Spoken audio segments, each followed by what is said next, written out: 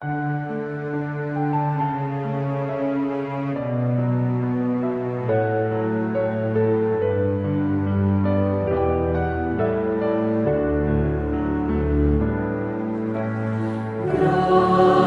te doy por darme.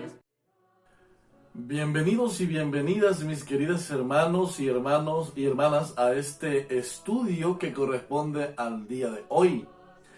Hoy estaremos hablando precisamente acerca de un tema muy especial en la lección de escuela sabática. Y estaremos hablando acerca de otra de las razones por las cuales nosotros debemos testificar. Pero antes de ello, quiero invitarles a que por favor elevemos nuestra oración al nuestro Señor Jesucristo. Oremos. Querido Dios y Padre Celestial, muchas gracias te damos porque nos das el privilegio, Señor, de poder estar dispuestos a estudiar tu palabra. Señor, gracias porque el tema de esta semana nos viene hablando acerca de la testificación y las razones por las que nosotros debemos testificar. Gracias, Señor, porque estamos descubriendo que es una necesidad nuestra para el crecimiento espiritual. Gracias, Padre, por todas tus bendiciones y perdona nuestros pecados. Danos sabiduría, te lo pedimos en el nombre de Cristo Jesús. Amén. Mis queridos hermanos, una de las razones por las cuales debemos testificar es para obedecer el mandato de Jesús. ¿Cuál fue el mandato que Jesús nos dejó? Especialmente uno. En el capítulo 28, versículos 18 al 20 de Mateo, más específicamente el versículo 19 nos dice: por tanto, id y haced discípulos a todas las naciones, bautizándolos en el nombre del Padre y del Hijo y del Espíritu Santo. Así que vean muy bien el orden que establece Mateo 28, 19 a la hora de ir y testificar. Por tanto, id, es decir, vamos, ir, hay que ir. Este es un imperativo, esta es una orden que el Señor Jesús nos está dando. Id y hacer discípulos. ¿Qué cosa es hacer discípulos? La palabra discípulo quiere decir seguidor. Y en este caso, hacer seguidores de Jesús. Ese es hacer discípulos. En la época de Jesús, los maestros tenían discípulos, seguidores. Básicamente vamos a ponerlo en este tiempo un club de seguidores especial. Ir y hacer discípulos, ir y hacer seguidores de Jesús a todas las naciones. Vean, ¿qué cosa es hacer discípulos? Hacer seguidores. ¿Cómo se logra eso de hacer seguidores de Jesús? Sentándonos con ellos, estudiando de Jesús, hablándoles del amor de Cristo, hablándoles de su muerte en la cruz por cada uno de nosotros. Ese es el acto de ir y hacer discípulos a todas las naciones. Y luego, después de que hagamos discípulos, los bauticemos en el nombre del Padre, del Hijo y del Espíritu Santo. Y si siguiéramos leyendo el 20 dice: y yo estoy con vosotros todos los días hasta el fin del mundo. Pero antes de eso dice: y enseñarles a hacer todas las cosas que os he mandado. Es decir, que hay tres cosas importantes dentro de la testificación en este mandamiento que Jesús nos deja. Número uno, ir y hacer discípulos. Hacer discípulos quiere decir hacer seguidores de Jesús.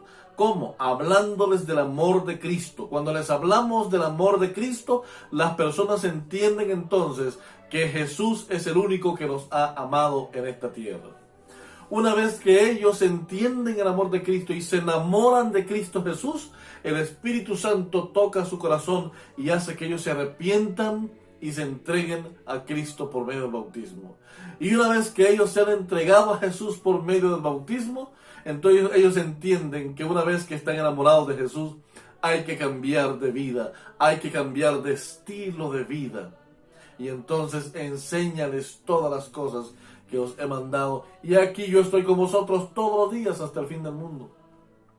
Alguien alguna vez me dijo que para poder bautizarse necesitaba primero dejar de pecar.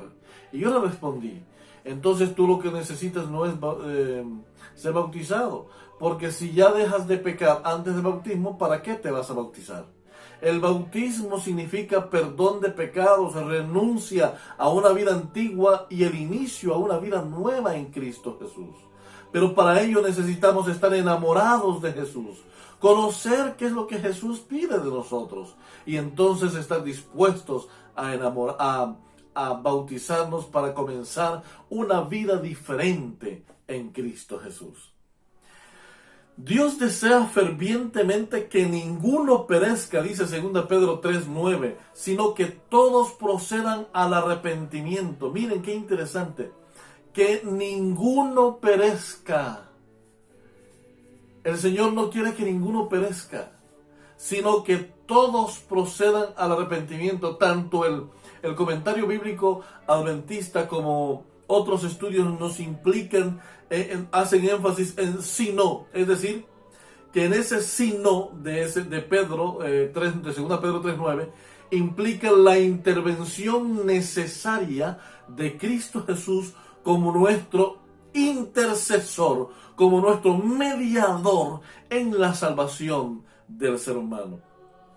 Por esta razón, nos ha dado la orden de compartir el Evangelio con todo el mundo. Es más, espera pacientemente a que cumplamos esa orden.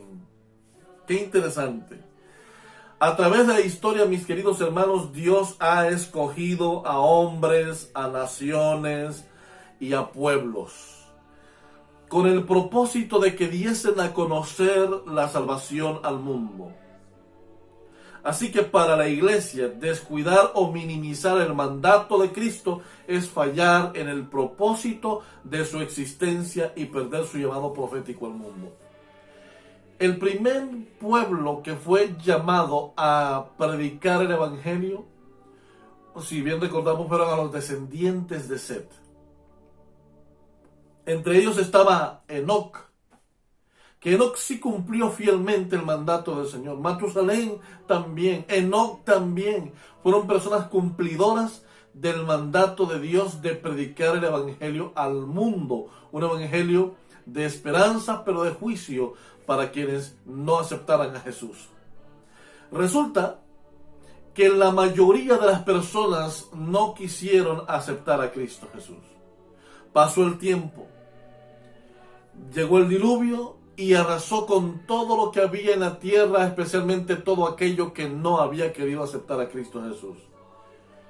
Y quedaron 8 personas. De esas 8 personas, unos 250 años después o 300 años después, aparece de nuevo un hombre que contrariaba a Dios. Y Dios escoge entonces a Abraham y escoge entonces a la familia de Abraham para que fuese la que diera testimonio de Jesús. Con el tiempo el pueblo quedó esclavizado en Egipto y desde allí el Señor llamó a Israel para que fuera la nación que diera a conocer al Señor. Sin embargo, el tiempo pasó, pero el pueblo le falló al Señor.